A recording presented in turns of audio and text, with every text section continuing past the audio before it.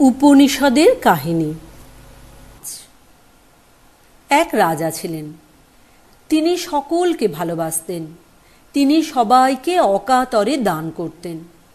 লোকে তাকে বলতেন দয়ালু রাজা, দরদি রাজা। রাজবাড়িতে ছিল সকলের খোলা দরজা। রাজবাড়িতে গেলেই সকলে পেট ভরে খেতে পারত। রাজা অনেক সরাইখানা খুলেছিলেন। সেখানে পথিকেরা থাকতে পারত, খেতে পারত। রাজা দীন দুঃখী অনাথ আতুরদের অভাব রাখতেন না।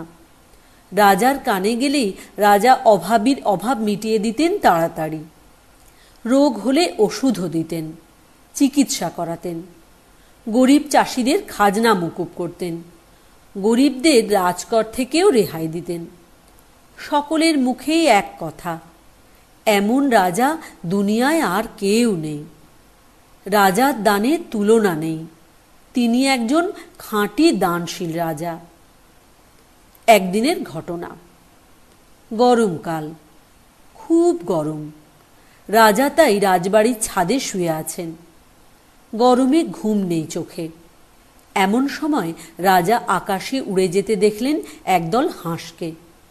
হাঁসেরা রাজাকে দেখে কি যেন বলা বলি করতে লাগল। রাজার কানে গেল হাঁসেদের কথা।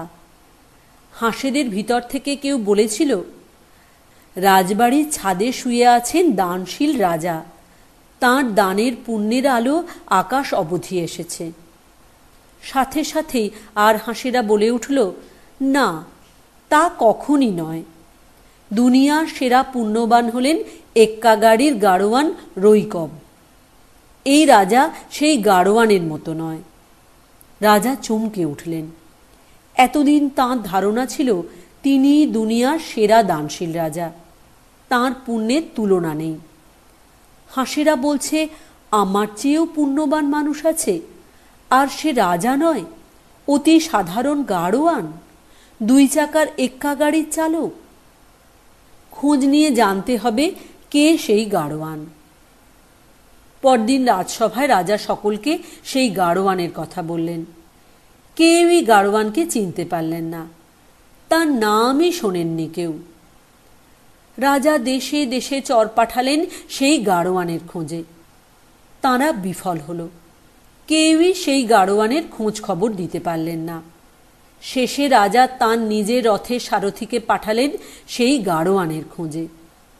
সারথি খুঁজে খুঁজে হয়রান, তবু সেই গাড়োয়ানের খোঁজ মিলল না। অবশেষে একদিন রাজা সারথি সেই গাড়োয়ানের হদিশ পেলেন। খবরে জানা গেল অতি সাধারণ মানুষ এই এক্কা গাড়ির গাড়োয়ান রৈকব। গাড়ি চালিয়ে নানা জায়গা ঘোরেন, এক জায়গায় থাকেন না। গাছের ছায়ায় চুপচাপ বসে থাকেন, আকাশের দিকে তাকিয়ে। সারথি রাজার কাছে সব জানালো। এবার রাজা নিজে গেলেন সেই গাড়োয়ানের কাছে।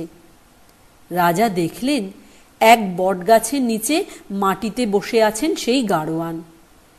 গায়ে তাঁর ছেঁড়া জামা কাপড়। খুব গরিব মানুষ, দেখলেই বোঝা যায়। পাশেই তার 2 চাকার এক্কা গাড়ি। কোনো জৌলস নেই সেই গাড়ির। রাজা সেই গাড়োয়ানের কাছে নতজানু হলেন। রাজা বললেন, আপনি অসাধারণ মানুষ। আপনার কথা হাঁসেরা জানে, অথচ আমি জানি না, আমরা জানি না। আমি আপনাকে দিতে এসেছি 600 দুধেল গাই গরু, রথ আর সোনার হার। আপনি দয়া করে আমাকে উপদেশ দিন, আমি মন দিয়ে শুনব। রাজার কথা শুনে গাড়োয়ান হেসে উঠে বললেন, আপনি রাজা, আমার মতো অতি সাধারণ এক গাড়ির গাড়োয়ানকে দান করতে এসেছেন। আমি আপনার দান নিতে পারছি না। আমার এই সব গাই গরু, রথ আর সোনার হারের কোনো দরকার নেই। ওই সব নিয়ে আমার কি হবে?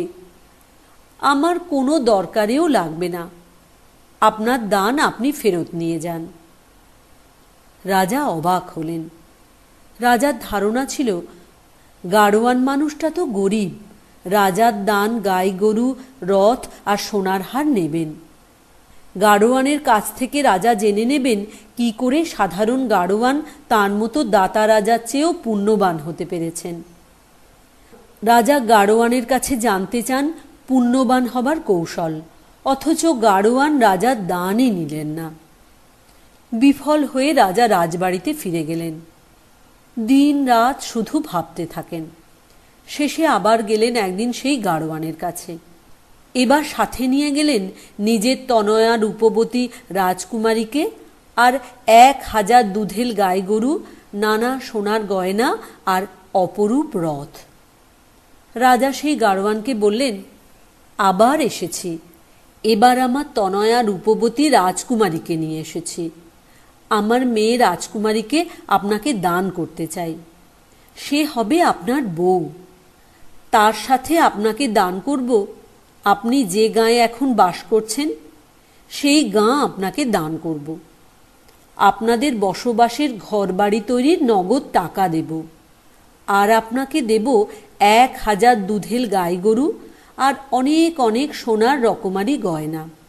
আপনাকে আর এক্কা গাড়ি চালাতে হবে না, আপনাকে দেব এক অপরূপ রথ। আপনি আমার দান নিন আর আপনি আমাকে উপদেশ দিন, জানান পুণ্যবান হবার কৌশল। গাড়োয়ান রৈকব রাজকুমারীর মুখের দিকে তাকালেন।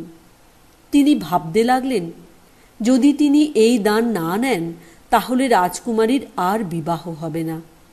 আজীবন চিরকুমারী থেকে যাবেন আমারই কারণে। অনেক ভেবে শেষে গাড়োয়ান রৈকব রাজার দান নিলেন। রাজকুমারীকে বিবাহ করতেও রাজি হলেন। রৈকব রাজাকে সংবর্গ শিক্ষা দিলেন। রৈকব রাজাকে বুঝিয়ে বললেন, সংবর্গ মানে হলো যে সব কিছু নিজের ভেতর নিয়ে নেয়। কথাটা ভালো করে ভেবে দেখবেন, বুঝে দেখবেন। আপনি এতদিন ভেবে এসেছেন অকাতরে দান করেছেন, তাই আপনি জগতের সবচেয়ে বড় দাতা। আসলে তা নয়। আপনি যাদের দান করেছেন তারা দান নিয়েছেন, তাই বলে তারা আপনার পুণ্য লাভের ঘুঁটি নয়।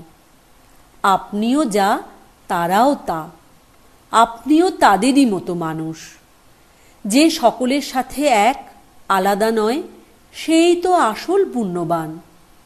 তার পুণ্যই আসল পুণ্য, সেই তো পুণ্য লাভের রাজা। এই শিক্ষায় আপনি দান করুন, পুণ্য লাভ করুন, হন আসল পুণ্যবান। রৈকবের সাথে রাজকুমারীর বিবাহ হল অতি সাধারণভাবে। রৈকব তাঁর এক্কা গাড়ি রাখলেন। সেই গাড়ির গাড়োয়ানই থেকে গেলেন। সহজ সরল সাদাসিধে জীবনযাপন করতে লাগলেন। সহজ সরল সাদাসিধে জীবনযাপন করতে লাগলেন। রাজকুমারীও বিবাহের পর রৈকবের সাথে মানিয়ে নিয়ে ঘর সংসার করতে লাগলেন। তিনি গাড়োয়ানের বউয়ের জীবনই যাপন করতে লাগলেন। সেই এক্কা গাড়ি রাজা সোনার পাত দিয়ে মুড়িয়ে দিতে চেয়েছিলেন। রাজকুমারী রাজি হননি। তিনি রাজাকে বলেছিলেন, রোজ ভোরের সোনা রোদের আলোয় আমার এক্কা গাড়ি সোনায় যেন মাখামাখি হয়ে যায়। ধাতু সোনার পাতে মুড়ে দিও না। এ গাড়ির বাহার আগে যেমন ছিল তেমনই থাকবে, ঠিক আমাদের দুইজনের জীবনের মতো। রাজজৌলসের পাতে আমাদের জীবনকে মুড়ে দিও না।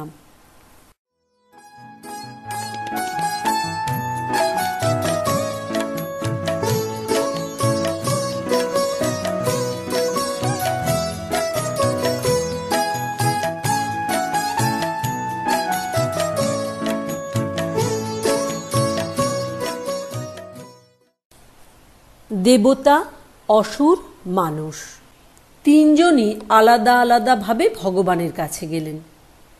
মাথা নত করে ভগবানের উপদেশ চাইলেন। ভগবান তিনজনকেই একটি কথাও বললেন না, বললেন শুধু একটি অক্ষর দ। দেবতারা দ অক্ষরের মানে বুঝতে পারলেন। দেবতারা অসংযমী। দেবতারা ঠিকমতো নিয়ম বা সংযম মেনে চলেন না। তাই ভগবান উপদেশ দিয়েছেন দ মানে দমন করো। ভগবান দেবতাদের অসংযম দমন করার উপদেশ দিয়েছেন। এবার অসুরের পালা। অসুরেরাও দ অক্ষরের মানে বুঝতে পারল। অসুরেরা দয়াহীন। তাই ভগবান উপদেশ দিয়েছেন দ, মানে দয়া করো। মানুষেরাও ভগবানের উপদেশ দ অক্ষরের মানে বুঝতে পারল। মানুষেরা শুধু নিজের কথা ভাবে, জমিয়ে রাখে, তাই ভগবান উপদেশ দিলেন দ, মানে দান করো। আজও আকাশের বুকে মেঘ ডাকে, বিজলি খেলে যায়, হঠাৎ আলোর ঝলকানি আর বাজ পড়ে। আকাশের বুকে দেখা দেয় দ দ দ, তার মানে দমন করো, দয়া করো, দান করো।